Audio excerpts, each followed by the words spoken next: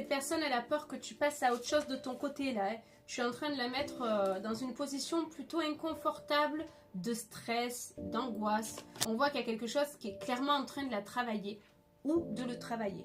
Alors, effectivement, donc on voit qu'il y a bien eu une rupture et une coupure entre vous et que de ton côté, actuellement, tu t'es lassé, fatigué de ces explications, peut-être qu'il te répète à chaque fois la même chose. Cette fois-ci, tu as décidé en fait de toi couper la discussion ou la communication. On voit que tu t'es fermé face à cette situation-là. Tu t'es entouré aussi de ton côté et oui, on te confirme que le fait que toi, tu commences à t'entourer et ne pas être derrière lui et en plus de ça, fermer un petit peu les discussions, c'est même possible que tu l'aies bloqué, hein, là, tu as été radical de ton côté. Forcément, oui, ça lui crée l'angoisse, la peur et le mal-être intérieur. Alors, ok, cette personne-là, on te dit qu'elle a peur que tu retrouves la joie de vivre, de retrouver une personne, quelqu'un qui te fasse en fait vivre ce que lui, à l'époque, t'a fait sentir et que justement, vous ayez un lien qui, lui, derrière, ne puisse défaire par la suite. Alors, qu'est-ce qu'on a qui ressort? Toi de ton côté là tu as persévéré, c'est pas d'aujourd'hui. Je vois que sur cette relation la femme a persévéré pendant longtemps, tu as tout donné. C'est d'ailleurs ce qui pose problème aujourd'hui pour toi, c'est que tu es fatigué de cette situation, de persévérer autant sur l'amour et le sentimental, hein, d'accord.